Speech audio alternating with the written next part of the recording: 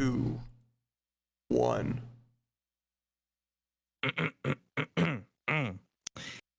He has elaborate bullshit ideas every 10 seconds. He said, listen, we on episode 36 of No Cooldown podcast, baby. We back in the building. I am that man, Tripp, of course, and we are here with our podcast partner Prime and Crime. That's a drink. I actually want to try that shit. Crime went easy. How you doing? Good, sir? I'm good, man. I'm good. I'm chilling. Yeah, man. I'm about to say solid. It's been a long week. I'm about to say I feel my lower lumbar aching. I'm feeling old as hell, but news still has to be talked about. There's a lot of stuff, a lot of pump faking, a lot of random stuff that happened this week. But it was an interesting, tidbit in terms of gaming. I give it that. It wasn't the greatest week. It was a little bit probably less than I anticipated, but still pretty fair week in gaming and all stuff like that. What you be getting into in terms of playing games? Me, I haven't really had a lot of time to play games, honestly. I want to say definitely Fall Guys has made a way bigger impact in my rotation than I thought it would have. It's been like Fall Guys, Tekken a little bit, and a new game that came out on Game Pass. I cannot remember the name of it right now, but other than that, yeah, it's been a pretty chill time. Warhammer, because the new Immortal Empires DLC dropped, which was kind of nuts. Essentially what they did was like make a map so that every Warhammer game 1 through 3, if you bought DLCs for those, you could play as those characters and they're all on one big map. So it's just a bunch of war and like different factions and whatnot. It's pretty cool. And Midnight Fight came out, so I played that a little bit. The one big the game that was made by like one dude. Midnight Fight Express. Yeah. The Midnight Fight Express, bro. I got you. Yeah, that's dope. I know for me, I got a chance to play much games, but got the news late last night that I'm apparently gonna be in an Apex tourney tomorrow. So that's gonna be hilarious. You're gonna be in an Apex tourney? Yeah, that one. Yeah, that Apex tourney. That's gonna be funny. Have fun. That's all I can say. I'm about to be sweating my life. I'm about to be ratting like crazy, bro. But yeah, this week it's been cool, man.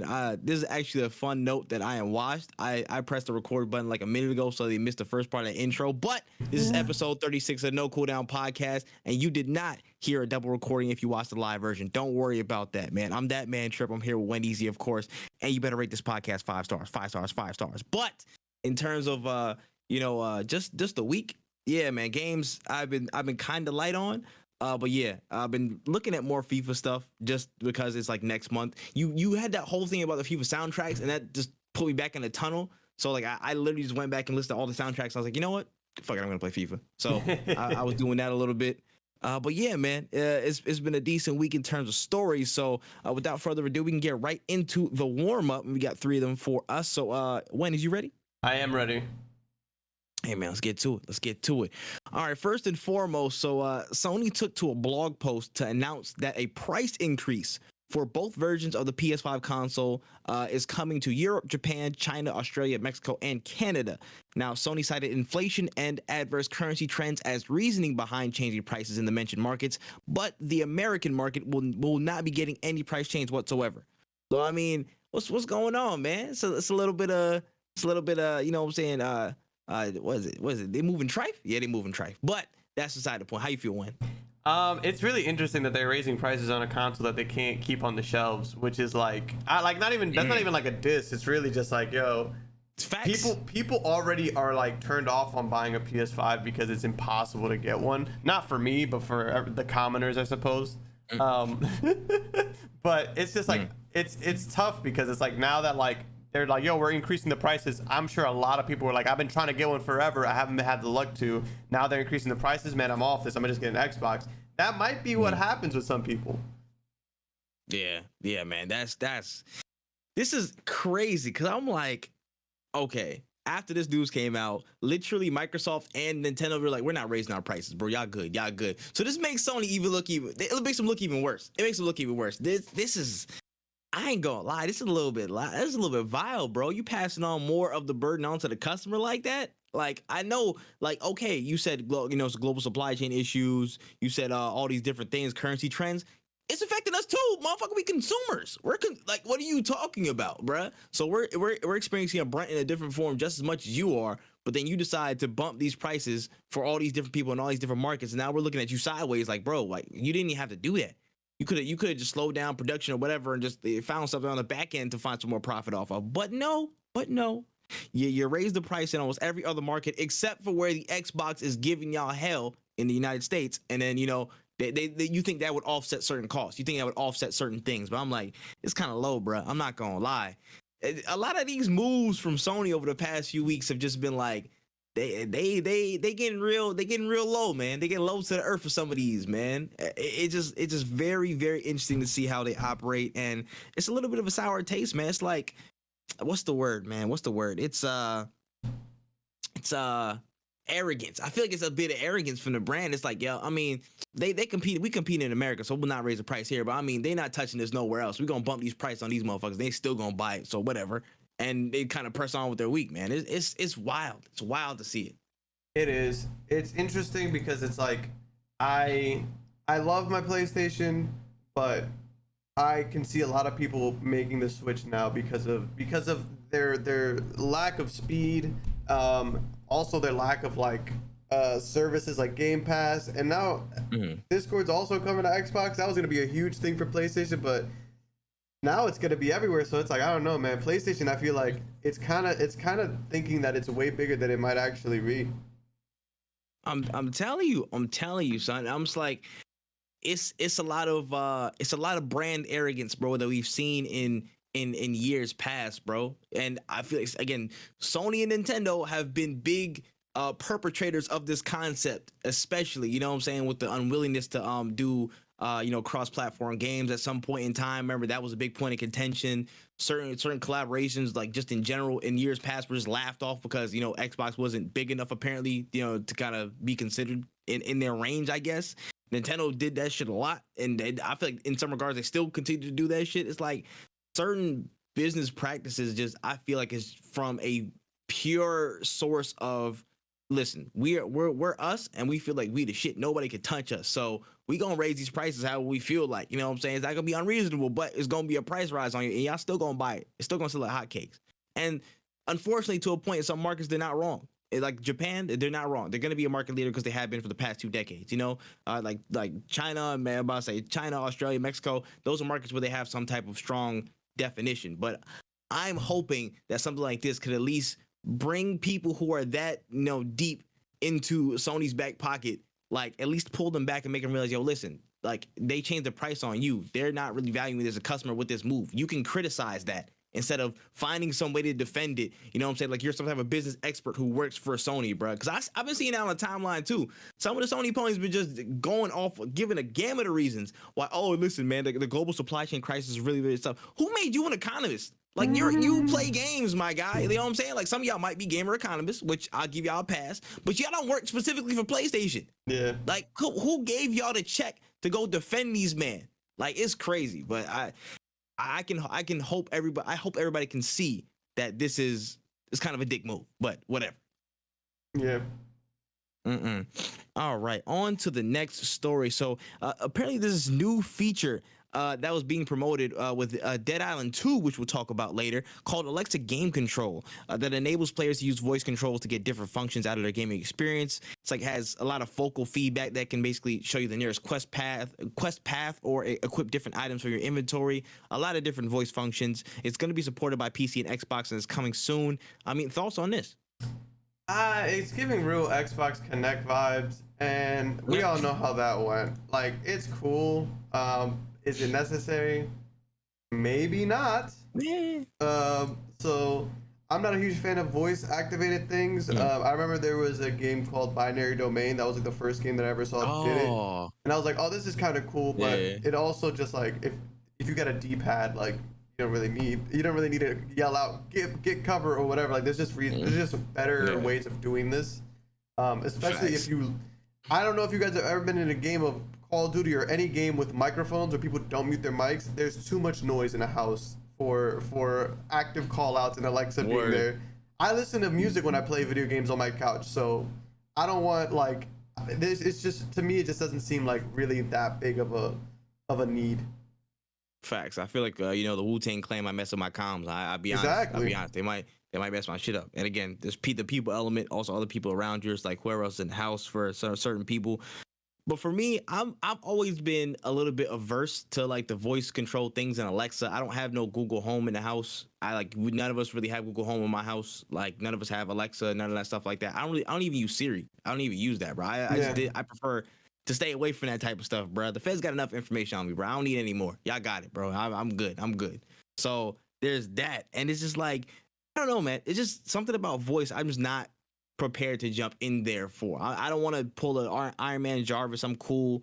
I remember seeing this one thing about 2K when they was like, oh yeah, basically if you started like cursing and stuff like that, they could give you a technical. They'll give you a tech in the game. And I was like, from there, I'm like, so I can't even express myself in my own home, bro. This ain't real. This is a simulation game, bro. I'm sorry. Yeah. But the key word is game. So I don't know. I just been averse to voice stuff from that point. So I'm like, I mean, that's cool for the people that's gonna use it. Cool. I wonder how deep the functionality will go. Like how intricate you can make some of those commands. But I mean, it's cool, but not for me. Yeah, it's definitely one of those things where it's like, like I don't really know who it's for, to be honest with you.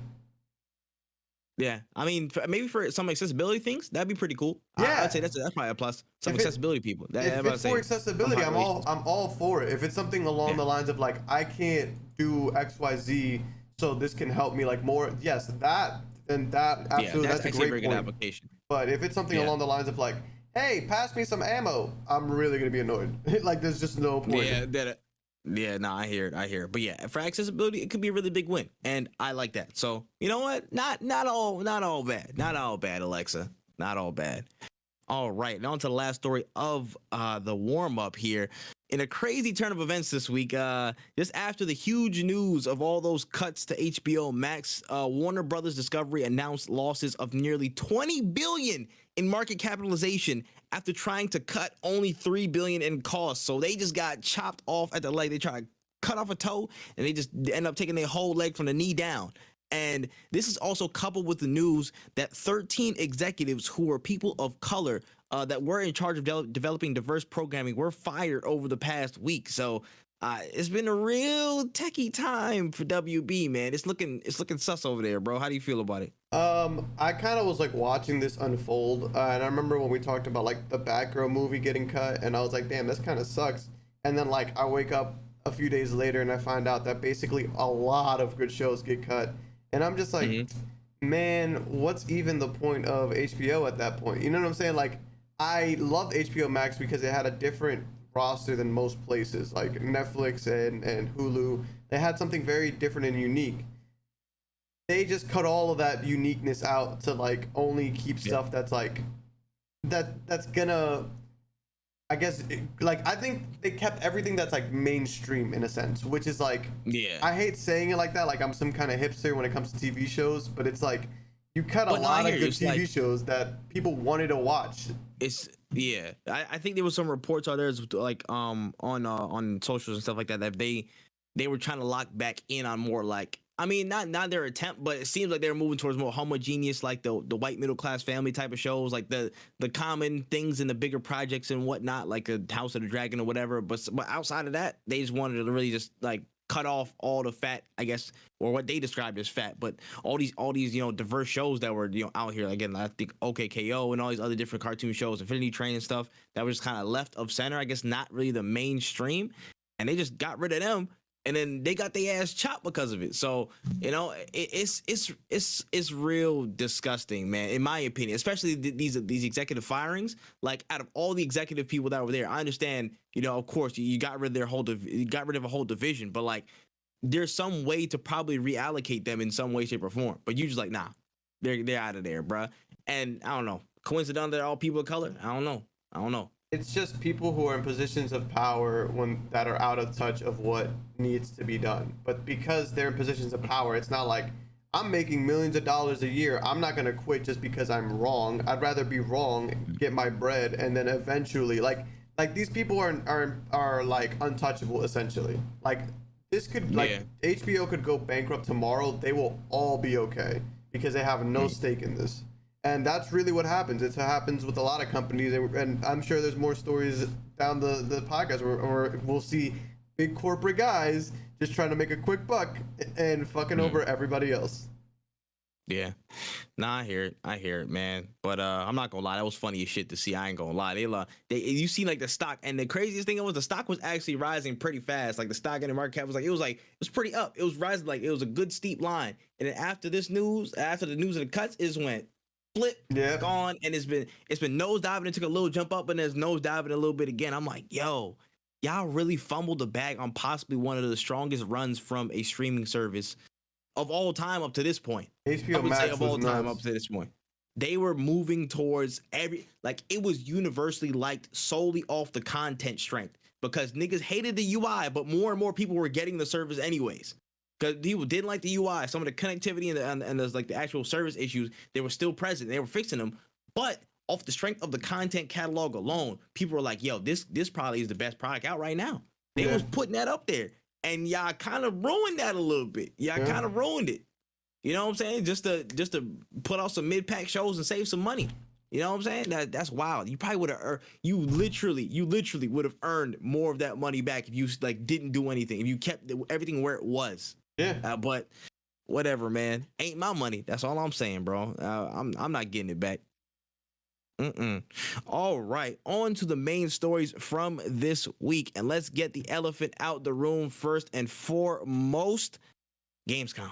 Gamescom opening night live went down this week. We had the Mountain Dew and Dorito Pope Jeff Keighley front and center to drop all of these brand new games from Cologne, Germany, and we got to break down some of the biggest announcements from it, man. So if there were some things that were left out, it probably was intentional because it wasn't the craziest release or whatever. But if you want to slay me in the comments, please feel free to. If it's your favorite game ever that I left out, I'm sorry, dog. It is what it is. But let's run through some of these announcements, and let's start with Everywhere. So Everywhere was a new multi-world game experience that was revealed. It apparently blurs the lines between reality and the digital world, seeming like a sort of online type of story. It's being developed by Build the Rocket Boy, and it was interesting, man. It showed a lot of different tidbits, a lot of different game elements, like platforming, shooting. Platforming, third-person shooting, racing, and then it kind of cut to a more real-life segment, and it showed literally the guy from Mafia 3, the main actor. He was apparently going to be a protagonist in there. So, I mean, what do you think about Everywhere?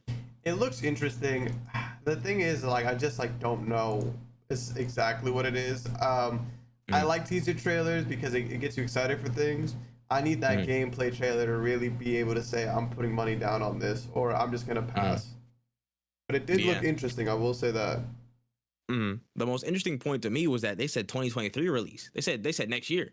So I'm like, they may have stuff ready to go. There apparently is going to be a beta at the end of this year. I need to sign up to see what that's about. End of this year? That's crazy. Yeah, exactly. And I'm like, how deep is Everywhere actually going to be? How much of everything is Everywhere going to have? That's my big question, because they saw the whole little, the different environments, say you had like a desert biome, volcano biome and stuff like that. You had the shooting mechanics, racing mechanics, hub worlds where everybody can interact. They're trying to make it like, kind of Robloxy in a sense, where it's like, a hub world where there's so much stuff packed in it, but then they actually have a story above it. I don't know how they're going to balance all of this, but it's going to be interesting to see how they really mesh kind of those two concepts. I mean, honestly, looking at it, it's like two different games in and of itself. You're going to have that narrative with the Mafia 3 actor, and then you have the actual, the world of itself, the world of Everywhere, the digital world you flow into. Like, it's interesting, man. It's interesting, but I'm hoping this game actually, turns out to be as chock full of features as it was touted to be, and we'll find out some more information. But I mean, I think that was a small W. I think it's a lowercase W for what it might offer. Yeah, I think it's gonna be interesting. Yeah, 100%. All right, moving on to Dune Awakening. So we talked a little bit about it last week before the official drop was here, but we now know and confirmed that it is a new open world survival MMO from Funcom, which is the team behind Conan Exiles. Again, coming, I believe. We did not get any release date for it, but again, it's going to be set in the Dune world on the world of Arrakis. How do you feel about that? I'm not huge into licensed games, and I haven't seen the movie yet, so I'm very iffy. Open world survival MMO like Conan Exiles. I hear a lot of good things about Conan Exiles. I myself have never been enticed enough to try it though. So I'm going to wait and see with this one. Maybe if I play Conan Exiles, it might change my mind, or if I watch the movie, but I haven't done either, so. Yeah, nah, I hear you, son. I hear you. Now, in terms of licensed games, it's mostly miss. But I mean, there are some gems. Like I think the what's the name? The Mad Max game that came out a few years ago Yeah. was actually really really good. I actually like that game a lot. And I was like, for licensed games, I mean, it didn't come with a like exactly the movie per se, but it was like a maybe was it before or after the movie actually released? I don't know, but it was in the same time frame. But it was actually a really good movie. I mean, a really good game. So in terms of the MMO element and survival element, I don't know. I don't know how I feel about that exactly. If it was like a more singular player survival, I might have been more open to it. Yeah. But I mean, if it turns out that the gameplay's actually solid, I'm willing to give it a try. I'm definitely willing to give it a try. So I mean, like I'm giving it a blank space right now, just a side eye, no W or L yet, because I'm like I don't know what it is exactly how it's gonna look. Yeah. All right. No, I was gonna say like I if it's reminding me of like Rust, and I'm just not a big fan of those type of games. Yeah. I got you. Yeah. We'll see about it though. All right. So this was funny to me. I don't know why this man did this. This man Jeff was like, "So you guys like PlayStation, huh?" And then the crowd was like, "Yeah, we like PlayStation." Well, we got this special announcement from PlayStation right here. And then they announced the DualSense Edge Pro controller. So I mean, they did all this rockets for just the controller. Now I know motherfuckers wanted the Pro controller, but I mean, it looks pretty cool. But they did all that rah for a controller, son. Like, I don't know, man. That was a little bit OD for me. But I mean, it's a customizable Pro controller from Sony, of course. It's gonna have adjustable sticks, triggers, vibration, remappable buttons, on controller user interfaces to switch schematics. A lot of different features in it. No price just yet, but it'd probably be in the range of about $200 if the Elite controller from Xbox is anything to judge by. So how you feel about this announcement? Who wants it? Like, not even trying to be a dick, but it's like the reason I like the Xbox controller was because it works so well with the PC. Like, you can just plug that bitch in, and it works perfectly fine in almost every single game. PlayStation controllers are not known for that. They're not known for their compatibility with PC. And I don't like, no disrespect to the console heads, but like, I don't know what game you're playing on PlayStation that you need to have a Pro controller on, that you're playing at that level. You know, like, I don't know anybody who's playing Apex at the level where they're like, I need the Pro controller so I can play it on my PlayStation 5. Like, I don't know, man. I feel like that's just where you start getting into a PC territory. And again, if you're gonna start playing games on PC, you might as well just get an Xbox controller because it works with everything on the PC. That's really what shoots PlayStation controllers in the foot, is that like they're just not compatible. And the thing is, I'm saying this as I have a piece like a PlayStation controller plugged in, but like I needed a program to get it to run on certain things. Like, it's just, I love PlayStation, but again, their exclusivity and their like snobbiness just kind of really shoots them in the foot, because I would like to use this, but I know that if I spend $200 on a controller, I'm gonna just get an Xbox Elite controller because it works with everything. Yeah, you took the point out of my mouth. I'm just saying, like, if I'm spending $200, I'm putting $200 down. I'm buying an Xbox Elite, bro, because it's proven. It's proven, and it works with literally everything on a PC. So I mean, why would I even risk that on a PlayStation brand one? So I mean, it is what it is. But y'all wasted a slot, bro. Jeff was really called up PlayStation. He was like, yo, bro, I need exclusive. I need something on the line, bro. Everybody looked in the office like, fuck, what are we gonna give him? What are we gonna give him? Fuck. We ain't got nothing for him. Call Jeff back. We got something for him. Getting a controller announcement, bro. I'd be pissed off. I'd be personally pissed off if I was Jeff, but whatever. They gave him the crumbs for that.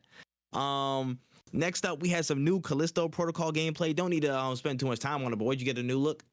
The first look already made me want to buy it. Like, I'm already locked in. So like, I saw like a little bit of it and then I turned it off because I was like, I'm already buying. If I'm already buying it, I don't need to see anything anymore. Yeah, Pharisees. Likewise. I'm just like, bro, everything can really kill you in this bitch, bro. Like, and the funniest thing was like, there was a sequence where he was in the water, right? And I was sitting there, I'm like, oh, okay, whatever. He's gonna get hit a couple of times and make it to the end of his destination, blah, blah, blah. And he got split right in half. I'm like, oh. Yeah. Okay. And I was genuine shock. I'm like, yo, they really trying to make it hostile as hell. So, you know what? That's one of these games I'll actually I'm actually consider it on the horror tip, bro. I actually consider getting it because I haven't dipped in that bag a long time, but it actually looks really. It looks like a good balance between like the action parts and then the horror parts, which I like personally. I don't like me being, I like you say all the time, I don't like me being defenseless. I like me actually be having my stuff in the elements, and then if horror hits me, cool. But if I can shoot at it, I'm gonna shoot at it. Yeah, and that's what's really drawing me towards this game, is that it feels very much like it. Because if I die to something, I'm gonna at least know that I had a chance to fight back, and that's on me. But if I die to something in Outlast, it's like, what was I gonna do with the all I got is a camera. What am I supposed to do? Yeah. Like, I said, throw a battery at this moment. You know what I'm saying? Like, yeah, bro, I hear you. But yeah, for me, again, nothing new. So I can't really rate this in terms of the Gamescom opening night live quality. But Callisto Protocol still look really good. yeah. All right, we got a CGI trailer for the sequel to Lords of the Fallen, just called The Lords of the Fallen. So more Souls-like gameplay with an OP main character incoming. How'd you feel about that CGI? I think I said this in the chat. Yeah, I think CGI is like the biggest catfish of video games. CGI trailers are just literally, they should just be proofs of concept. Like, they should just be like, hey, what do you guys think if we made a game like this, instead of being like, this is what the game is gonna be, because it's never that. Yeah, they need to get what's it called, Neve Schreiber from Catfish on that joint. Exactly. From MTV. He's like, listen, we're here to announce a brand new game. Like, yeah, we know what this is, bro. We know what this is. Come on now. Get Neve up there. Yeah, bro. We saw some new gameplay for Hogwarts Legacy, showing some underground catacombs, a bit more of the context of the story, access to kind of ancient, I guess, forbidden spells and whatnot. Looked really, really interesting. Thoughts on that one? I mean, you already know what I'm gonna say. Definitely not buying it, because it's again like, yo, it sucks, bro. It really. I was at Barnes and Nobles the other day, and there was a whole Harry Potter section, and I'm like, damn.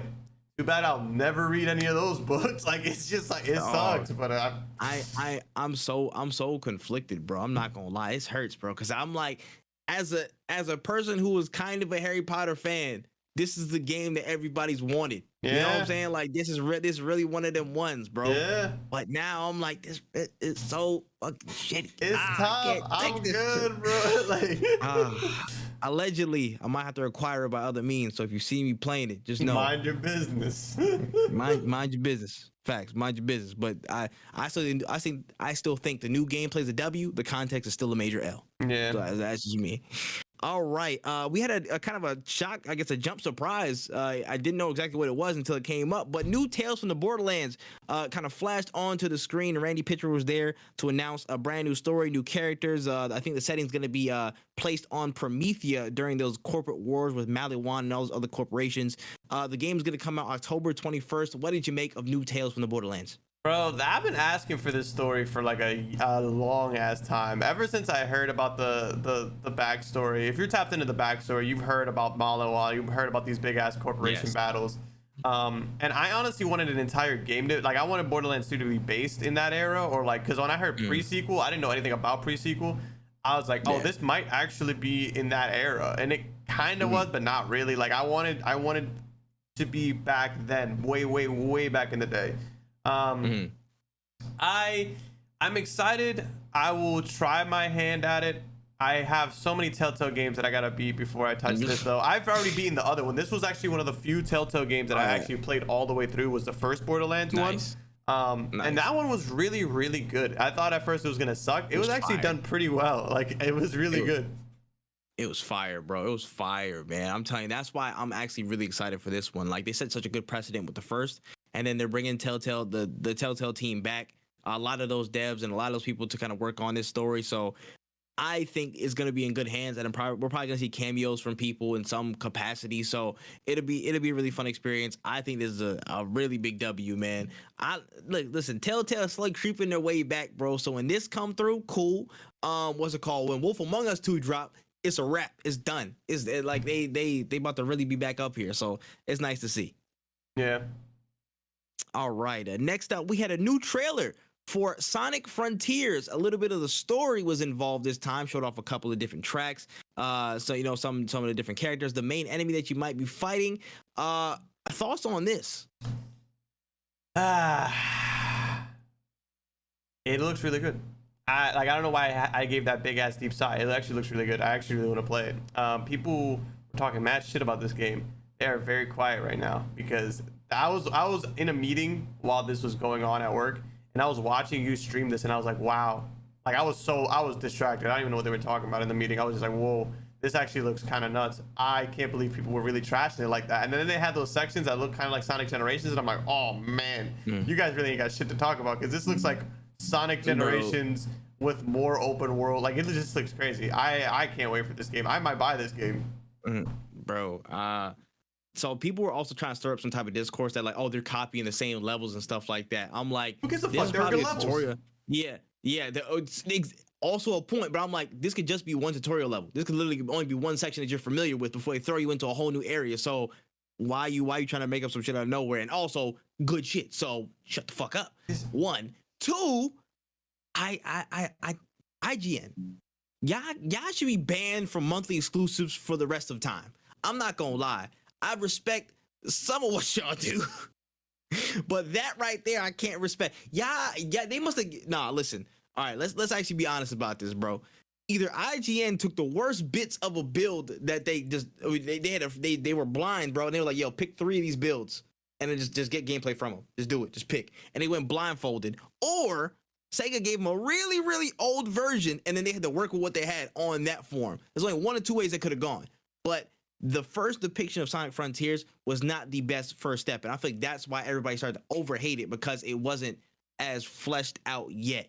You know what I'm saying? But again, like we said, it probably could have just been a build issue where it was an older build and you got a little bit less of the, you know, the full picture of the world and more just the bare bones gameplay of what it's based on, the foundation.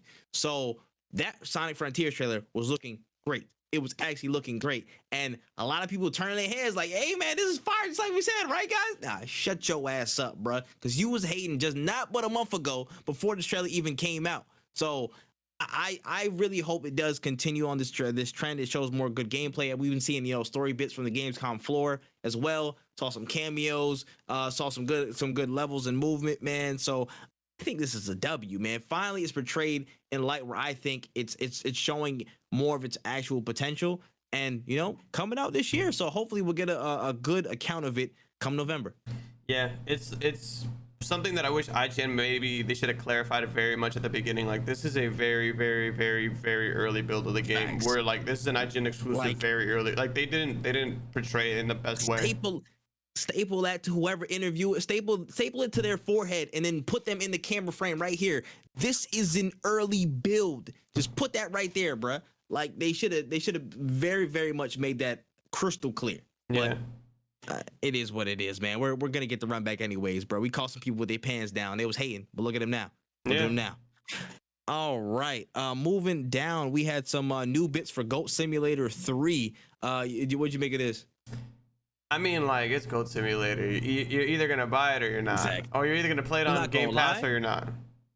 I played Goat Simulator 1 because I got it for free on Xbox, on Xbox Gold for like a little bit. And I was like, yo, it's actually kind of fun. I ain't gonna lie. And I ended up wasting like 3 hours playing that game. Yeah, it looks like a fun game. And I remember coming back to it a little bit again, but I didn't play. I didn't play for a while. But like having that in a multiplayer sense, I'm down to run that. Yeah. I'm down to play that. I'm not gonna lie. It actually looks like a really, really fun game. I will give it its just due.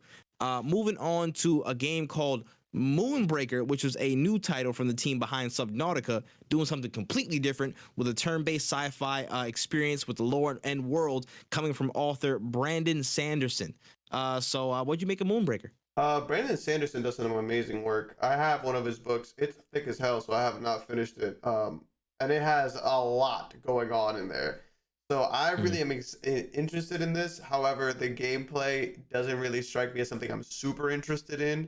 But a good story has made me play bad games. So I might have to check this out, because the gameplay doesn't look bad. It just looks out of my alley. Like I like tabletop, but it's like I don't play video games for tabletop stuff, you know? Yeah, no, I hear you, son. So yeah, in terms of the gameplay, I'm actually, this is one of the ones where I'm like, I'm kind of good off of. Yeah. I'm not familiar with Brandon Sanderson in terms of sci-fi work, but I mean, some of the designs and the art actually was really good though. That's what one thing I'd say. All the figurines and stuff that were like turn-based in the trailer, it looked really, really sharp. It looked really good. I like that. But aside from everything else, I'm not really like too keen on looking at it. But if it turned out to be a good game, again, who knows? I could pull a U-turn on it. So I'm gonna absolve myself from judging this game. But from the art and stuff like that, look pretty cool. Yeah. Yeah, word. Moving down, we had a quick little look at this game called Friends vs. Friends, which is a 1v1 or 2v2 fast-paced FPS game with a whole entire card system to upgrade characters and skills. Looks cel-shaded, kind of a la Borderlands-esque, kind of drawn to, what was it, drawn to death or drawn to life-esque? I think it's drawn to death, that old-ass game. Yeah, I know what you're talking about. Yeah, but it looked kind of interesting, actually. I thought it was kind of a sleeper. How do you feel about it? It looked interesting. It definitely was something that might be worth my time. It really depends on where it comes out and where I get it at. But yeah, I have so many shooters in my life. I don't know if I need another. If I need the indie one. But yeah. I would be interested in playing it.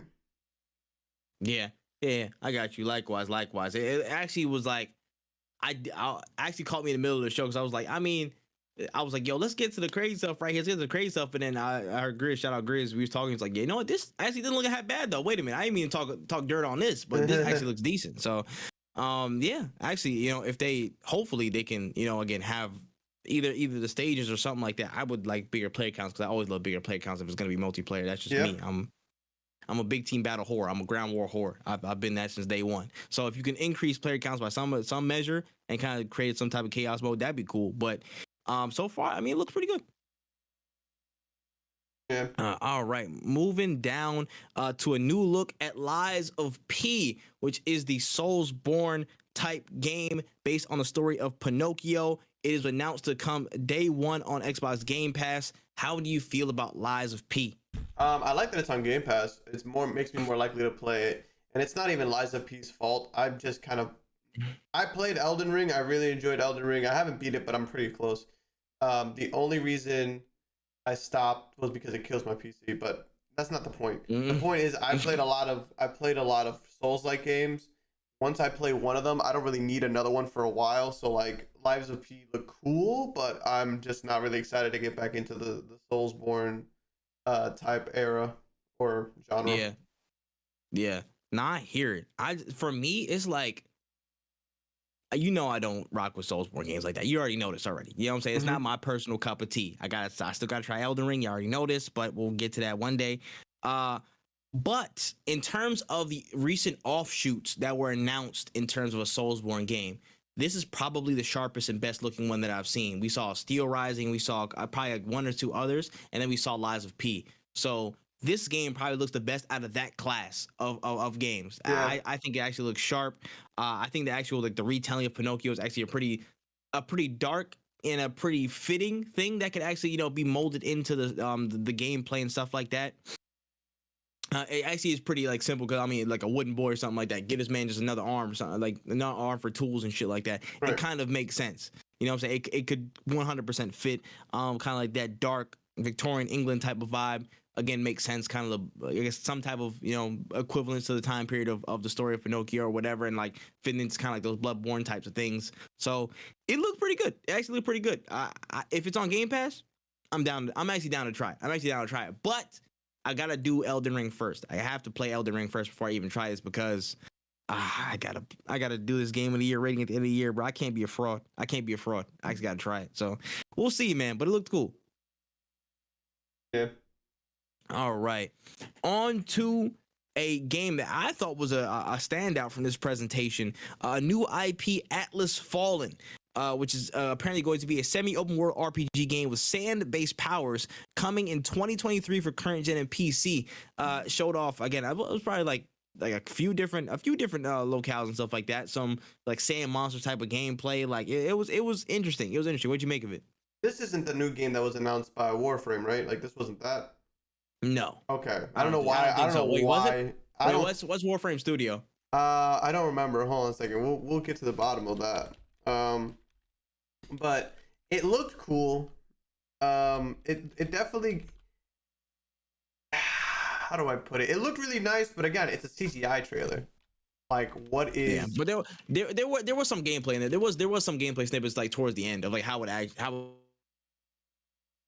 Oh no.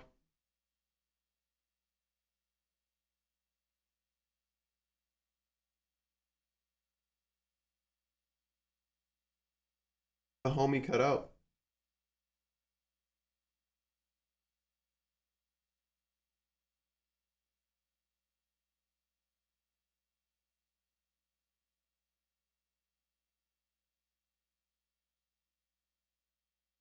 So how you guys are doing? Oh, Oh, what's up? there he is. All right, We're cool. live. Yeah, we're live. We're not dead. All right, we're good. We're back. We're back. We're back. Wait, what was I saying? Oh yeah. It looks So, really good, I think, or something like that. yeah.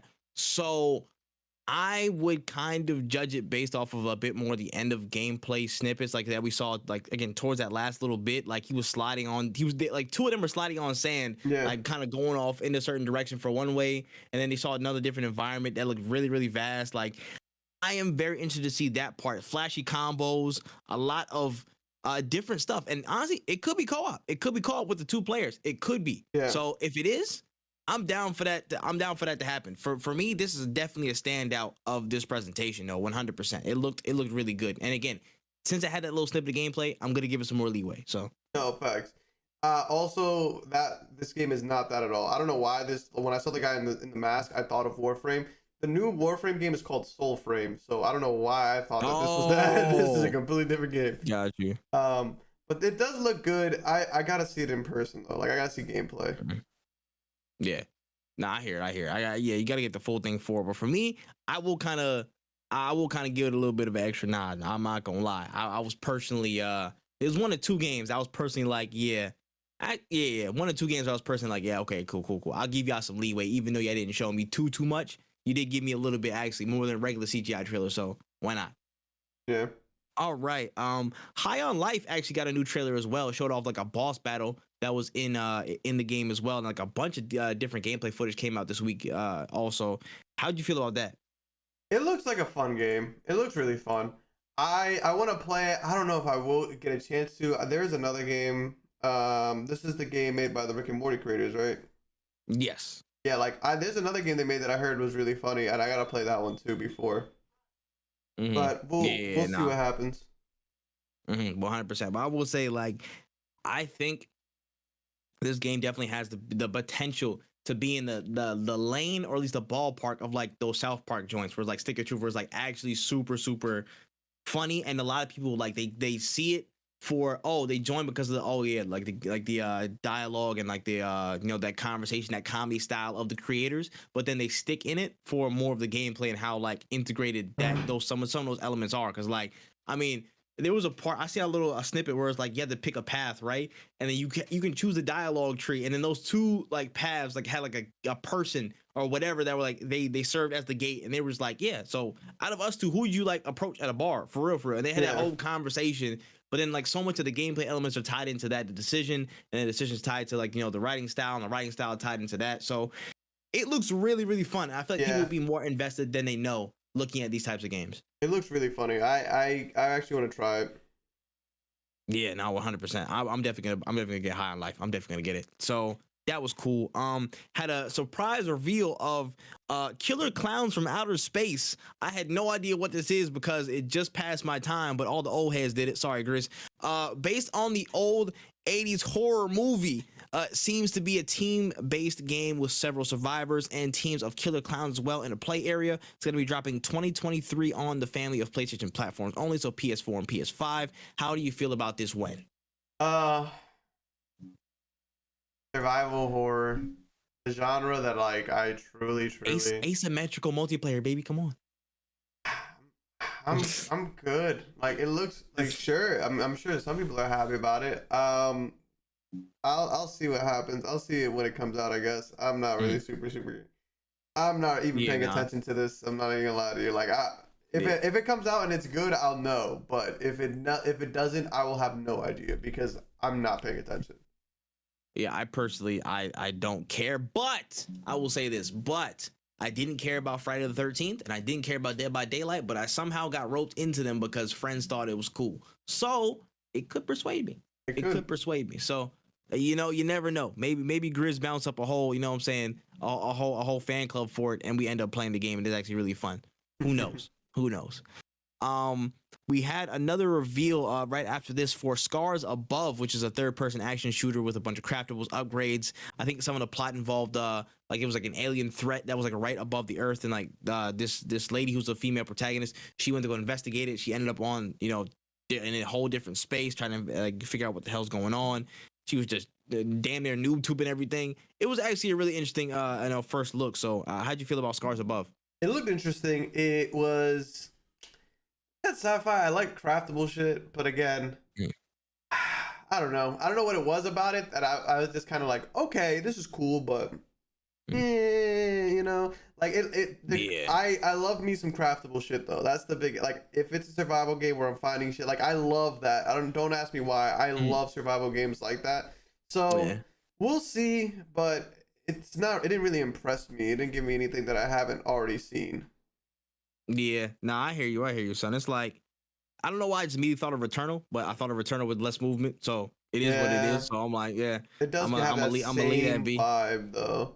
You know what I'm saying? Like, we're gonna do an independent study on how all of these games with similar themes just come out at the same like point in time, roughly, bro. Within the same 3-year span, we saw like 5 female space protagonists or something like that. We're gonna see like 18 different horror space games come out in this next like 12 months. Like we're gonna do a study on this. We're gonna do a study on this 100%, bro. We're gonna get published in like some type of publication, bro. I'm about to say some type of science magazine, somewhere. But anyways, moving down to the second to last major announcement, it was a new title from Everstone Games called Where Winds Meet, which is an open world martial arts game set in the 10 Kingdoms period, which is like 10th century China. Like a wuxia based martial arts, like you can master different different skills and stuff like that to attack enemies. Again, open world. Looked really interesting, man. How do you feel about Where Winds Meet? It looked really good. Like, I'm not gonna sit here and say it didn't. You got the whole it's raining aspect, showing you the graphics. Look at all this water work. It's crazy. The only issue I kind of had was it kind of just looked like a technical test, which isn't a bad thing, showing you all the cool things you could do, whatever. I just don't really know where we're gonna go from here, because it could be cool as hell, and then like the game come out and the storyline and everything is kind of just flat. So I am excited. It does look good, but we got a lot of like historically like Asian stories coming out with like Wukong. Again, there's a lot of, especially with like after Naraka, I feel like actually after Ghost of Tsushima, I feel like we're visiting a lot of Asian backgrounds, Asian environments, which is awesome, and especially in that time period, it's very interesting. But now you got a lot of competition too, because like when I saw this, I was like, oh, it kind of reminds me of Ghost of Tsushima. Is it going to be as fun as Ghost of Tsushima? Is it going to be more fun? Is it going to look like Naraka? Like we need more. Like you guys are filling this. You guys are saturating this market, and now you guys are going to be competing against each other.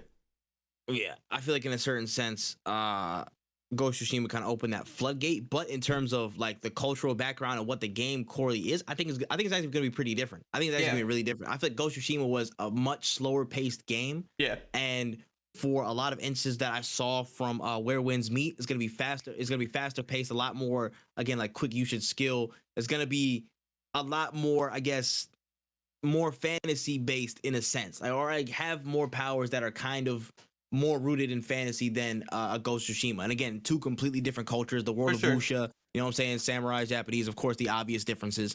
But yeah, in terms of other things, like again, like what's it called, like Black Myth Wukong, whenever that comes out, there's again, it's like it's still mythical China, you know what I'm saying, like mythical Chinese folklore and stuff like that. The world of wuxia is still 2 different, you know what I'm saying, concepts entirely. But in terms of elements that they need to deliver, it's gameplay and story. How do you have compelling characters with that? You know what I'm saying? How can you build out stuff with that? Because gameplay material and stuff like that is already there. You got all these different martial arts for this game that you can pull into, all the different abilities and stuff, cool. But how do you pull characters from that period and make it impactful? Because Wukong, I can see both. I can see how many characters you can fit around. Again, Wukong himself, how many different things they show off in like the trailers that they came out with recently, just to give more context to the story. I can see where they have both and how that can be an impactful thing. But for Where Winds Meet, they gotta prove that second aspect of where's the story, because I feel like the gameplay is already. I think the gameplay, I can see the potential in it already. They're gonna have to, of course, reveal more, but I think that they have to work. I think they have to work more to showcase where the story is. Yeah, and I think a better comparison to that game would be the game with Lubu. I literally forget it every single time. Wolong Fallen Dynasty. Wolong. Exactly. I think that would be a better comparison than what I said Much with better. Wukong. Yeah, literally, yeah, because there's 3 kingdoms. Yeah, Wolong's 3 kingdoms. Yeah. So like, we'll see. There is room for all of these games. The issue I have is like when we release all of these games in close proximity to one another, and then they don't sell, and then we think, oh, it's the whole genre doesn't sell. It's like, no, it's because you try to saturate the market with all of them. I'm excited. It looks good. It looks really good, but I like all things. Everything looks good when we first see it. We gotta see if it'll stand the test of time. Hey, listen, I'm not gonna lie. I'm a whore for this type of thing. So I mean, the more the merrier for me personally. But for the general market, I can't say it. But me, give me 3. Right. Give me more. I'll take it. You know what I'm saying? Don't take that out of context, please. Relax. Games. All right. Damn. I definitely gonna go back and clip that. But for the last announcement that was major from the let's say Gamescom opening night live, I really should have bet $1 on this, man, because Dead Island 2 is back. Dead Island 2 returned with 2 trailers. The major co-op zombie franchise has fully returned to show off a new and improved look of Los Angeles, where you're gonna be different locales in there. Showed off some of the new characters as well. This Lenny Kravitz looking dude was kind of whooping ass. I'm not gonna lie, he was chilling in the apartment, and then he just kind of went and did his own thing. A bunch of different characters, again, looked really gritty, adultish type of delivery, and some of the lines, stuff like that. Some of the characters actually look pretty interesting. How do you feel about all of Dead Island 2?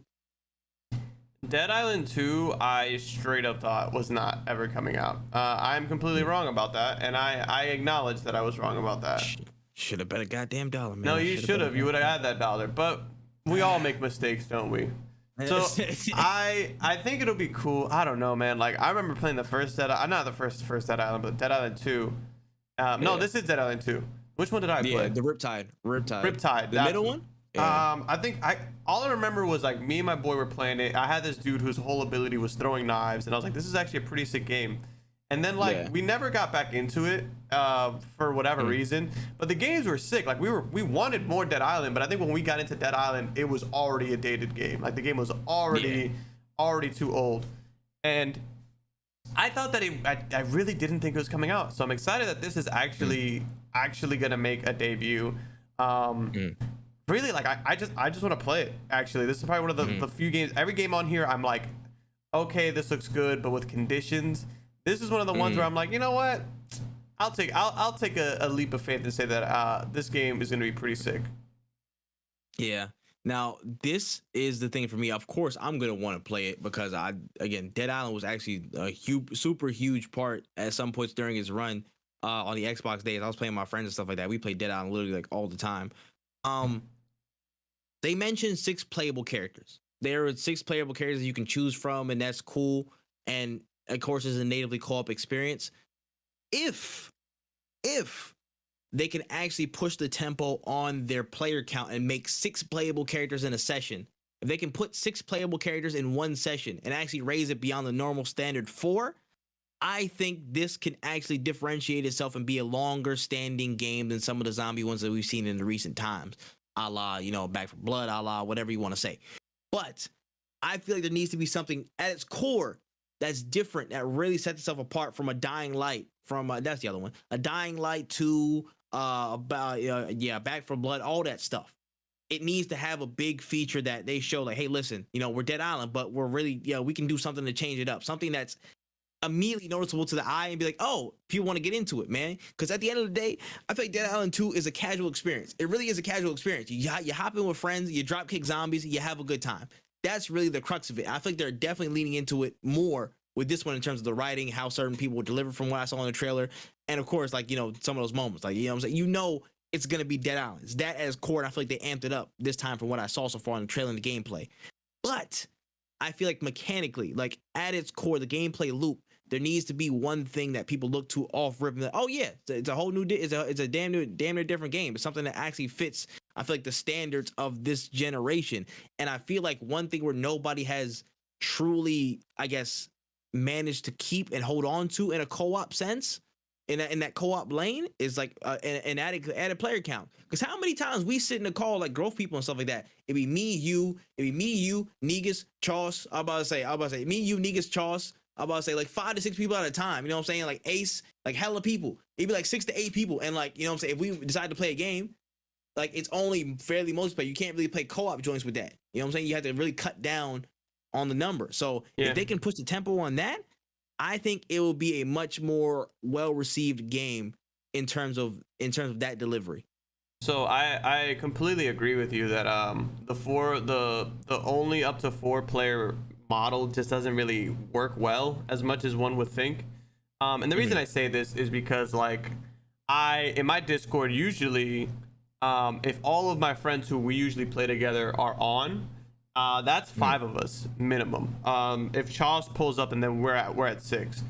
I remember at one point we were trying to play a survival game, but every single survival game we try to play, it had a max of 4 characters on at one time. I think Valheim you can do up to 10 if you have like a server. Like you had to like create these. You had to. There's only very specific games that will allow you to do up to 6, 7, or up to 10. Yeah, and then there's extra steps in that for half the time. You see it, and it's tough. So it's one of those things where it's like I completely agree with you. The issue is in execution, and that's just because like, let's say we had Back 4 Blood with 6 people, that game is a completely different game now because there's way more firepower, so you're gonna need way more zombies or way stronger zombies, and that's really where it's gonna come down to. I think it's possible, and I completely think that you're absolutely right. They need to do something different than the 4v4 killing zombies, because that's what Back 4 Blood did, and look at Back 4 Blood now, where it's August. That game came out in October. I don't think I had that game installed past February, to be quite frank. I don't think many people played that game past January. Like it was a great game, but it just didn't really do anything different outside of like the card system. Like if you're gonna be coming into the zombie killing co-op space, this is an already saturated market that's kind of already died. Not died, but it's not many people are looking for it. You gotta do something. You gotta do something different. And I think 6 people having a hard ass time fighting zombies is way more fun than 4 people just mowing down zombies, you know. So I think that you're absolutely right. Yeah, we'll see about it. But yeah, really quickly, just to rate the overall show for Gamescom and how we see it fits in terms of presentations. Yeah, I think personally, honestly, I like Gamescom a lot. I wish I was there. I wish I could have just went to Gamescom. But Germany flights are expensive. The show floor is actually looking really dope though. The show floor is actually like looking really fire. Yeah, one day we'll have to have the No Cooldown pod at Gamescom. I'd definitely be interested. Facts. It comes out in a weird time though, because it comes out right after Gamescom. Not Gamescom. It comes right after Summer Games Fest / E3. Yeah. And it comes before Game Awards, the 2 biggest game shows. And before Tokyo Game Show. So like Tokyo Game Show I think is in September. Yeah. Or November or something like that. September. Yeah, I think it's September. Yeah, I can double check it. But also in addition to that, all these people have been announcing all their little side shows and stuff like that. Like Ubisoft Forward's on September 10th. There's been a lot of rumors around Sony having their presentation like sometime in September. So they have to deal with that extra little tidbits here and there that might overshadow their event. Yeah, so that's why I'm giving this a C. And I hate that I am, but it's just I can't really. All of these games that were announced were either games that I already knew about, or games that their announcements just didn't wow me because they weren't necessarily ready. I think C+, B-, because it's just tough. You just had E3, so it's like the big stuff isn't gonna be here, because if it's a huge announcement, they're gonna wait for the Game Awards, or if it's a Japanese big announcement, they're gonna wait for the Tokyo Game Show. Like it's a tough sell, but I think that a lot of the games that were announced here are really interesting. They're really cool. Dead Island being here is actually nuts, because again, that game is like, that's like one of those like gamer moments. This is like a game that people who only people who've been playing games for so long know about and are excited for because they saw it the first time years ago. But it's just like there's just things here that I already knew about or just didn't really wow me. Yeah. Not here, and I agree. I actually give it like a straight plain C. Honestly, there were some things again I feel like really were good and interesting surprises everywhere. I'm actually interested to see. Let me see. Everywhere. Friends versus Friends. Let me see. And Where Winds Meet and Dead Island 2. They were those were the new titles that really wowed me. Like, oh shoot, I'm actually gonna tap in and actually take a look at you guys. Other ones I was like, either we've seen gameplay of before, but I was like, whatever. You know what I'm saying? Other ones again playing up announcements. Oh yeah, Borderlands, the new Tales. New Tales was 5. Actually 5 that I'm interested in seeing. And then the rest of them were just like either we've seen it before or I'm not really interested. I'm like, whatever. More often than not, it wasn't there, but mostly the fact that there was existing titles that we already saw more stuff from, which is like a little bit more of the same in a sense, in terms of reveals. Got to give it kind of a bog standard C. But you know what I'm saying? It's still a fairly enjoyable show. I feel like it wasn't a complete, you know what I'm saying? It wasn't a waste of time. Actually, it was not a waste of time. You know what I'm saying? But I don't think in terms of this year's shows and this year's reveals, it's gonna be a top dog. I don't think so. Especially with this Game Awards, I really dread rating other performances and other showcases next to Game Awards this year, because Game Awards, they gonna have some heat, and I know they're saving some ridiculous stuff because of how all this stuff has been delayed and all stuff that Jeff just doesn't want to share because he's being an absolute fiend. Like I know this year's Game Awards is gonna be nasty. I'm saying this now. I swear to God, if I don't get Death Stranding 2 at the Game Awards, I'm gonna fucking explode. I'm gonna be so mad. Listen, Kojima gonna announce his new thing on Apple Podcasts, bro. He gonna announce it on Apple Podcasts next. If I get another video of Kojima sitting in his office talking about some I'm hard at work, I'm just gonna start sending that to my job anytime they ask me for anything. I'm gonna be like, I'm hard at work with those files. I will send them to you eventually. They gonna send that to HR, bro. They can interpret that wrong. Yeah, chill, boy. Yeah, chill, son. Oh wow, my God, man. But yeah, no, I hear you, son. I hear you, man. But anyways, moving on to the next section that we like to call the Trailer Trove, man. Talking about more watchable media and nerd culture amongst that format. We got 3 stories, and first and foremost, got a little bit more details on the Bioshock film. So we talked a little bit about it in a previous pod episode, but more details have come through via the official Netflix Twitter account, as Francis Lawrence, who was the director behind I Am Legend, The Hunger Games Catching Fire, and a few more movies, is set to direct, and Michael Green, who actually penned the script for Logan, Blade Runner 2049, and American Gods, he's set to write this Bioshock film as well. So how do we feel about these additions to the production team? Actually looks pretty solid. I don't really want to sit here and be like, I don't really like comparing credentials to people, because one of the biggest like jumps was the director for Lord of the Rings, the first one. He was doing like weird shit before. Peter Jackson? Yeah, he was doing weird shit before Lord of the Rings, and then Lord of the Rings blew him up.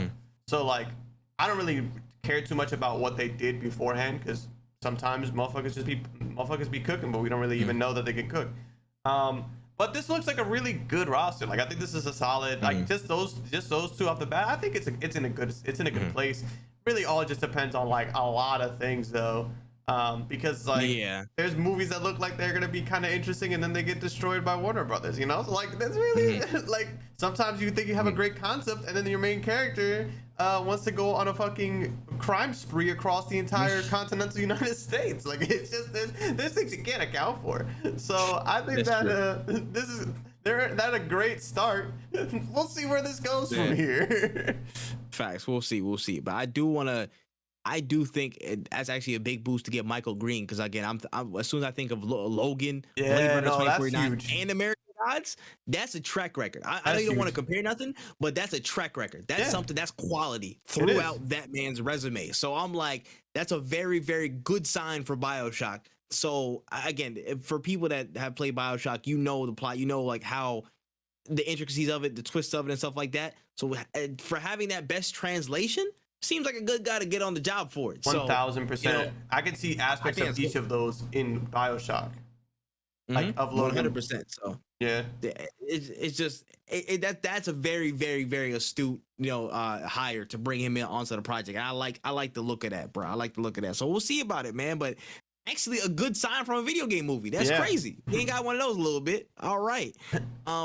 Possibly on to less of a good sign. You want to say something, bro? No, I was just gonna say. You're talking about the Gravity Rush movie. Yeah, I'll get into it before we go. You were gonna say something else about it? No. I was just gonna say like I don't want to count my chickens before they hatch. That's my biggest thing. It's like this looks like a great start. That's true. Very very true. Very true. Bioshock. We're gonna take your time. Would you kindly take your time? On to the second story. PlayStation have put in the order officially for a Gravity Rush movie with Anna Mastro and Emily Jerome set to direct and write the movie respectively. I think they're younger directors. I forgot what other show that the two were a part of, or they were part of stuff separately, but whatever. It may be important to note though that the studio behind Gravity Rush is not even here anymore, and they've been dissolved at this point, and Sony was just like, let's just revive the IP. We'll see what happens. So, they kind of got the point and click, and it's Gravity Rush's turn to be a Sony movie. How do you feel about this one? I actually really love Gravity Rush. It's a game that I haven't beaten, but it's so fucking good. It's such a weird game, but it's such an amazing concept, and the game is actually is so beautiful. The art style, all the things about it. My biggest concern is, are we going live action? Because you could go live action with this movie, because again, it's not like we need anything crazy. Are we doing like a CGI anime movie? Like, there's just a lot of questions that I have. But I'm actually kind of excited for this because I really enjoy Gravity Rush. I don't think it gets enough love. Like I've only played literally all you need to do with Gravity Rush, if you play a demo of 1 or 2, play a demo of either of the games, you're gonna understand the concept and be like, wow, this is actually kind of fun. It's really interesting. I cannot wait. It's because it was on the Vita. Yeah, and they put it on the PlayStation. Like now I have it on my PS5 actually. Yeah. It's on PlayStation. I can't recommend you try that shit out enough because it's actually kind of gas. Yeah, I about to say it started from that undervalued platform, and I about to say, and I guess it didn't get the love it deserved from that point. But yeah, I mean, my thing is, it's not necessarily the movie itself. I think Gravity Rush actually is a fairly good fit. I think it'd actually be a pretty fun movie. Yeah. But Sony just picking shit. You know what I'm saying? They do not care. Let's put the name in the hat. Little Gravity Rush. Shit, let's go with that. All right. Like they're just raffling it off at some point. I don't know what's going on with them, bro. But I guess that's cool. But like, damn. I don't know the strategy. I don't know the strategy behind how they pick their movies. Are they just picking whatever I guess resonates with certain audiences the best? It could be a few things. It could just be like, yo, we can easily adapt this to a script, or it could be like, what do we own the most rights to? Like, what is the easiest thing what is in our wheelhouse? What is in our book bag, so to speak? Like that. Got it. Might be what it is, but again, we won't know until we don't know because we're not in those rooms. So unless they want to bring us into one of those board meetings where they make these decisions, I'll pick it out the hat. I'll do that. I'll be the guy and be like, listen, when has he decided it's gonna be Banjo Kazooie? It's like, you don't even own those rights. Hey, we're gonna make it work. Listen, don't worry about that shit. We'll work on it. Nah, son, I'm not gonna lie. I listen. I'm not gonna lie. I would love to be in those meetings just to wait. My only sole purpose would be in that meeting to sit down and wait for somebody to say some stupid shit like, hey, we should talk to Square Enix and get Kingdom Hearts for a movie. Shut the fuck up. Who's that? Who said that? I just want to be sitting right there in the cut waiting for that moment. Like, who the fuck? Get him out. Him right there. Him who suggested that. Get him out right now. That doesn't make sense. Say, why? I think it's actually a pretty good famous part. No, nah. I would just be for just to deny shit, bro. I'll be LeBron James on the chase down, block everything that doesn't make sense. Niggas, get that shit out. Get it out. Anyways, on to the last story of the trailer trove. While WB has been on fire internally, they've still been at work to try and set a new path for DC and its extended universe on the big screen. Now, rumors have picked up, and word is that WB Discovery is in talks with Dan Lin to fill the Kevin Feige role as it's been billed for DC. Now, Lin has experience with executive production on the Lego Movie, the It franchise, Godzilla King of Monsters, and more. And although there are some big hurdles to overcome in terms of DC in general, they're looking for him to be that guy. So how do you feel about Dan Lin potentially being, I guess, that quote unquote Feige role? I don't envy this man whatsoever. If you wanna challenge that fucking dumpster fire that is WB right now, you got all my respect in the world, man. I honestly, I'm gonna be defending this man to the ends of time, is because anybody who talks shit about this man willingly running into a burning building, shout outs to him, because they're gonna be like, whoa, why did he decide to greenlight a Robin movie where he's not even Robin? I'll be like, hey, listen here, buddy. I don't think you understand how crazy that shit over there is going on, all right? For all we know, Robin might like. I was about to say. Go ahead. I was gonna say, like, for all we know, this Robin movie is gonna be just people. It's just, I don't even know. Like, you don't understand. There's nothing that anybody can do to stop this unstoppable force that is the DC sabotage. Nah, bro. He's trying to literally hold a meteor from hitting the Earth that's already on a collision course, bro. It's tough, bro. It's tough. You know what I'm saying? But I will say this.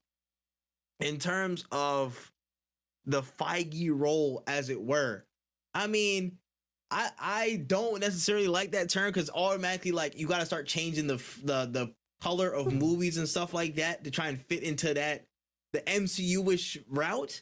And I don't necessarily like that. I would like something different. If you kept insular stories, but again, steadily built it up. You don't have to build this fast pipeline. You don't have to Snyderverse it where you're only in 2 movies. You throw everybody in there and do one thing, but do a really, really, really big reset where everybody's going to have their own insular thing, and you build things up. You give people like 1-2 movies, tidbits here and there, cameo, like sparse, reference, do your thing.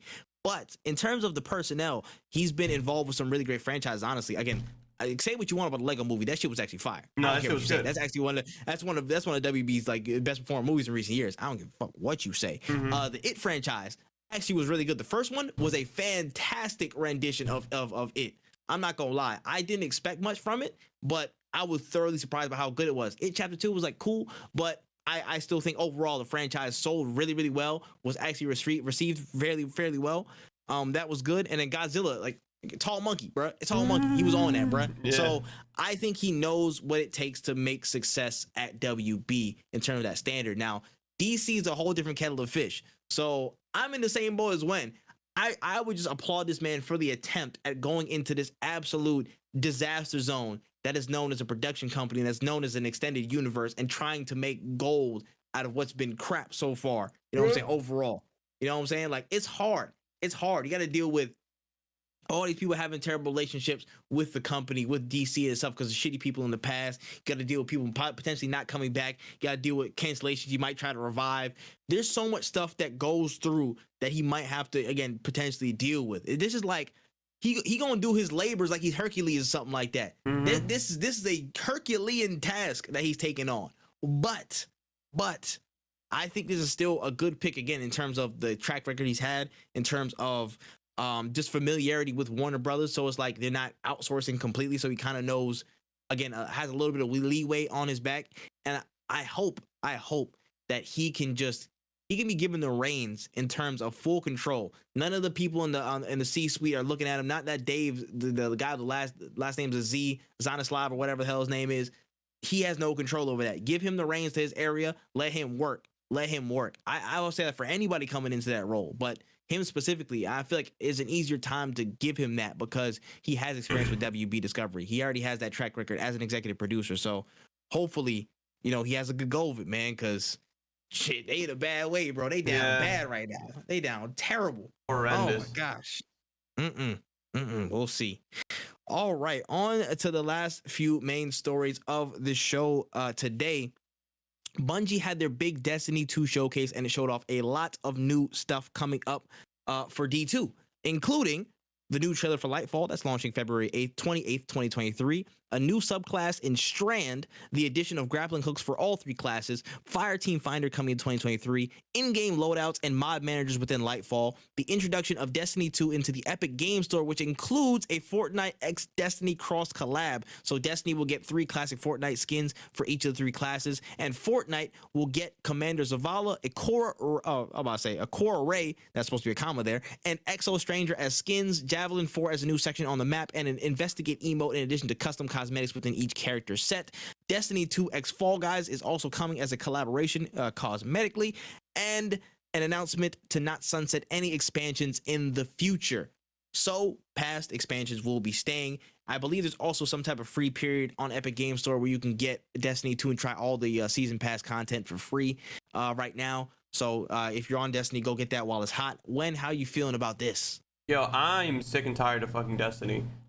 Here's why. I really like. I don't think you guys understand. I fucking sound like me. I love Destiny 2. I really enjoy Destiny, like, so fucking much. You have no idea. I used to like think about fan fiction for this shit. I thoroughly enjoy Destiny 2. What I really shoots this game in the fucking foot is the bullshit ass monetization system that they've been using forever. And what I mean by that is that they never wanted to do monthly subscriptions, which, like, pros and cons. The problem that I had with it is that Destiny, I will throw $60 at an expansion, or however much money. Let's say it's 40. Let me not over exaggerate. Let's say it's $40 for an expansion. The raid that has the good guns, not the raid, the dungeon that'll have the good guns is in a season pass that I gotta pay $15 extra for. Like, there's just, every time that there's something I want to do in Destiny, I find out that it's behind a paywall that I cannot access.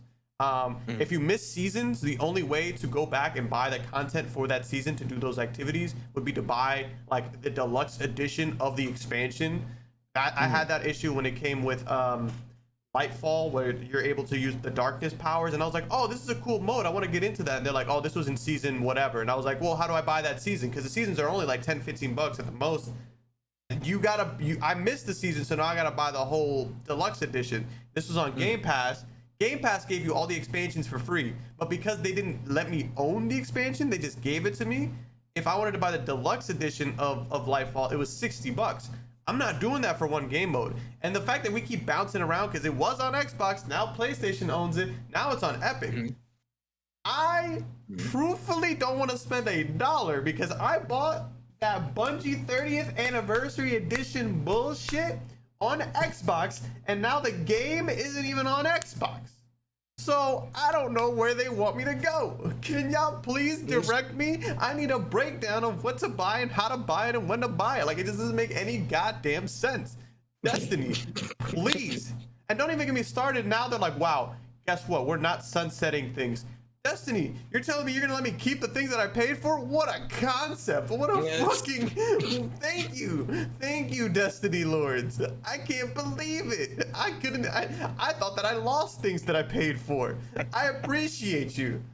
God damn. I have no further comments. That's all I got, bro. I don't play that bullshit. That's me. I don't play that shit, bro. Destiny was cool until you had to start paying for shit excessively, and I was like, yeah, I'm cool, bro. The moon ain't that fun to me. And that was Destiny 1. It got out of hand. Like, even like those expansions, to me, I understand why people didn't want to pay for XYZ. I got it. I fully understood. I knew that I was like kind of not in the wrong, but I was like, I like it, I'll pay for it, whatever. When seasons came out, I was like, okay, this is a good way of not having to make me pay monthly. All right, cool, I respect it. Once things started getting sunset and like locked behind things, if I missed the timeline to buy it, I remember I got Panda into Destiny. I told her it was a free game we played. I thought that we were able to play the game modes and just not get the good rewards if you didn't pay for it, because they were like, yo, we brought in a new dungeon. It's a new game mode for you to play.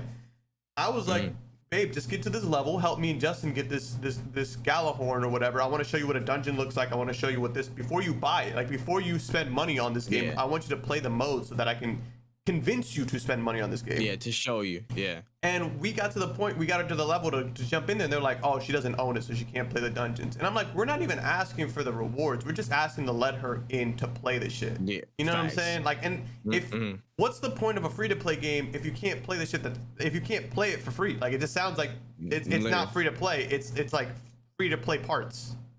You're not wrong, bro. You're not wrong. And I didn't play that shit, bro. And I didn't play that shit. That's what I'm saying. I ain't played. Did I play Destiny 2? I probably played it for like good 5-10 minutes. And, I left it.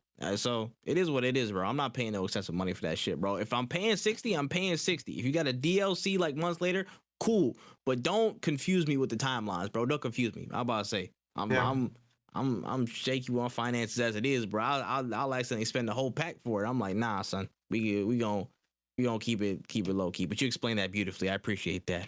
On to the next story. We got Knockout City dropping a brand new collab with Teenage Mutant Ninja Turtles, dropping a new set of cosmetics with mutants, a new map, and of course the skins for each of the Teenage Mutant Ninja Turtles themselves is coming August 30th. How do you feel about this? I also completely forgot they were a free game now. Yeah.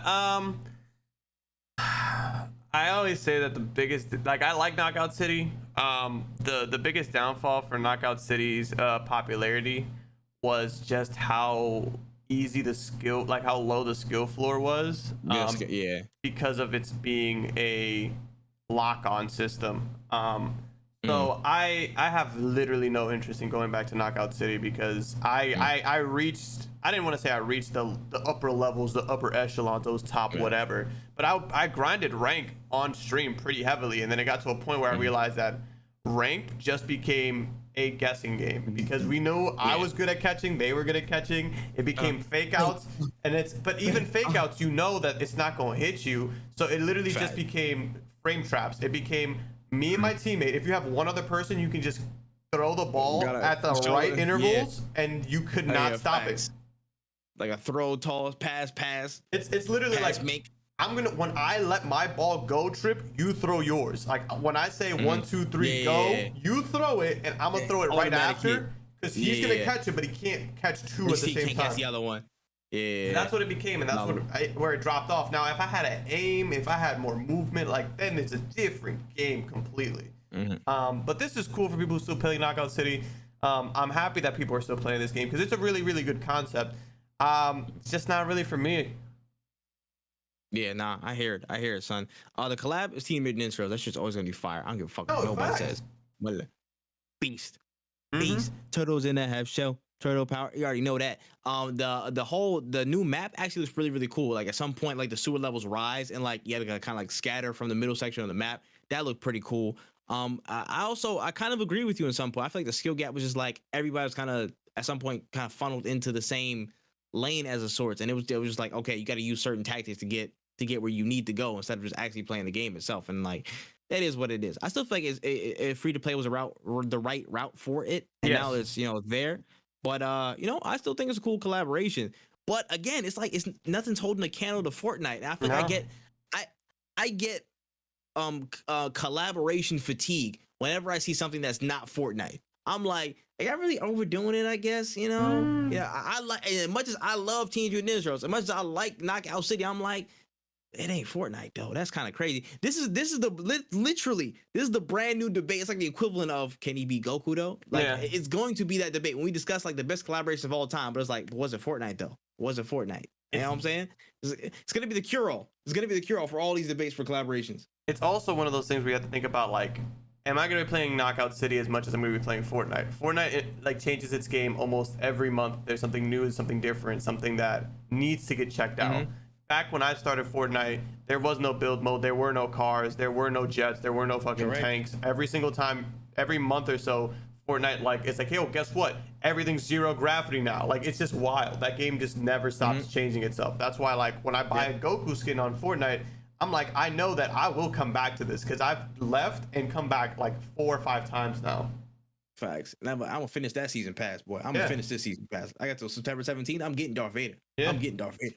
I'm gonna let you know right now. But yeah, man, interesting collab. But that's cool. That's cool. Next story down. We had a huge Twitch patch notes this week. Twitch dropped a lot of details on some changes that they're making to the platform, including taking down the stream exclusivity portion of the partner program, allowing streamers to stream on other platforms, but barring simulcasting on direct competitors like YouTube and Facebook. A creator mode on the mobile app that puts a lot more quality into the channel and stream management options on phones, enabling clip downloads for mobile, more raid flexibility with viewer thresholds, account age restrictions, and more. Pin chat messages, and a whole lot more that they went into detail with. So thoughts on these changes from Twitch? The partner thing is stupid. It should have been for everybody. That's my biggest takeaway, because affiliates have that same clause in their contract. So I don't know why partners get to stream on other platforms. Like it to me just doesn't make sense because it kind of makes affiliates seem like less serious about their work. Like I really just don't understand. I don't understand why affiliates can't stream Facts. to TikTok or whatever they want to do. So And on aggregate, if there are more affiliates, why wouldn't you make them be able to do that so they can grow an audience and bring more people to Twitch? you know what I'm saying? From a logistics standpoint, that just doesn't make any sense. Like, why would you hold the bigger population back from that privilege that would enable more people to go through it? The purpose of what you're doing with that is to enable more people to come onto the Twitch platform. Oh, if you stream here, you'll build an audience outside, and when you come back to Twitch, you'll get more people. Yay! You know what I'm saying? You dodge your discoverability accountability. You know what I'm saying? You dodge that thing. So you just put it on them to go grow the audience outside. But when there's more people, why wouldn't you just give that to the millions of people that are affiliates right now, and they can do that and double down on that effect? Yeah, and on top of that, you also have to think about like how much more work affiliate now. And I'm not saying not all partners, because not all partners are the same. I'm not saying that. I promise you.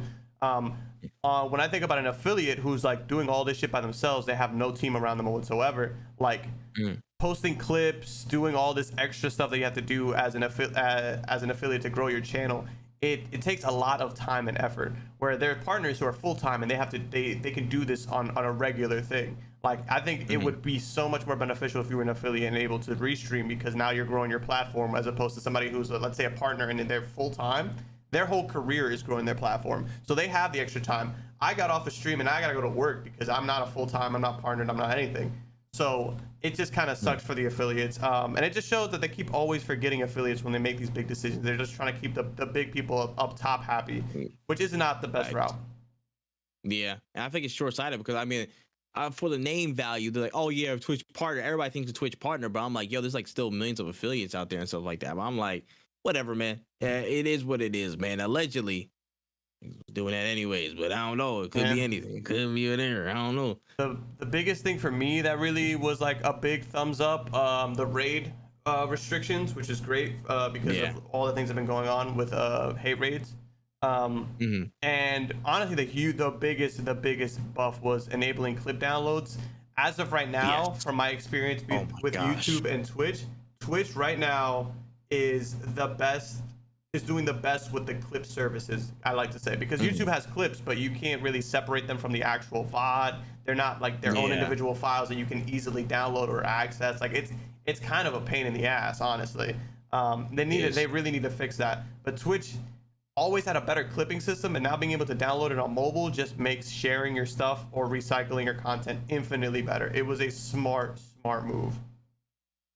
Yeah, nah, I hear you, and I agree. There was just the point of like accessibility again at a certain point, making it easier. The Twitch mobile app was doing nothing for so long, and now they actually addressed major concerns that were a part of it. Again, they improved the actual creator experience in terms of the stream dashboards.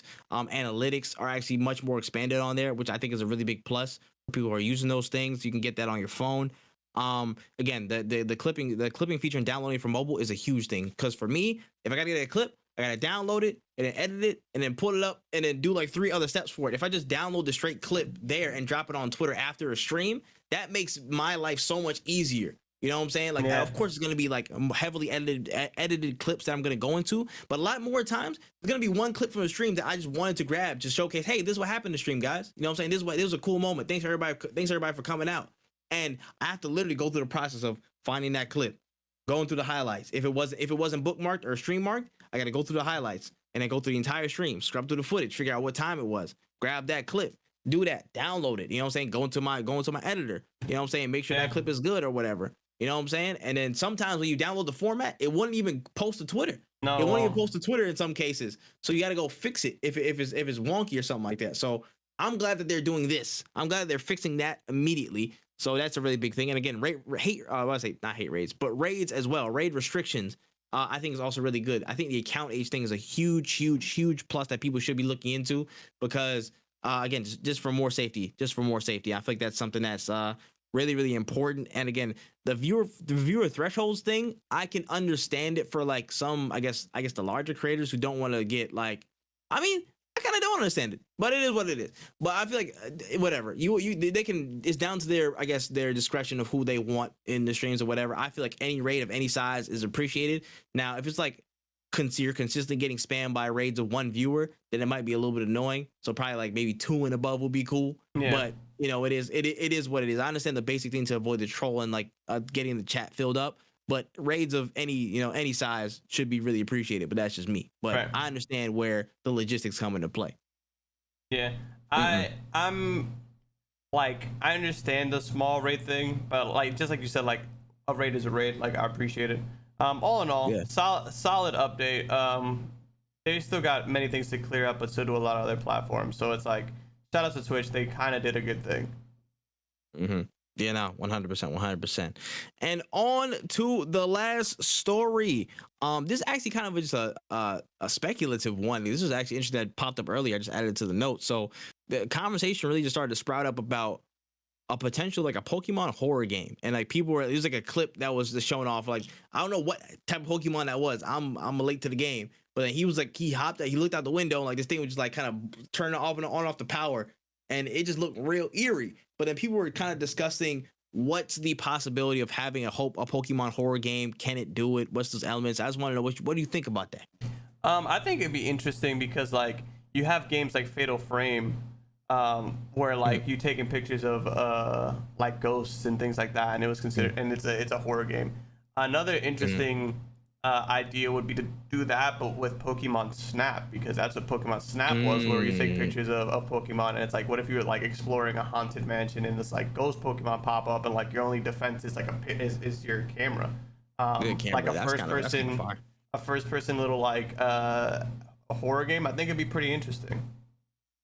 Yeah, 100%. I'm like, I feel like this conversation fails to mention that they damn near did a horror story type thing with the entire like land of Lavender Town, bro. If y'all remember Lavender Town, y'all know that's a huge ass eerie place, bro. The music and all that was just like it was the most off-putting shit ever. And then they had like the spirit of the dead the Marowak mother and stuff like that in the building. Like that's a whole, you could literally copy paste that into some type of Unreal Engine 5 form, and then that's your game right there. That's your horror game. Like 100%. You just climb the tower and then you're good.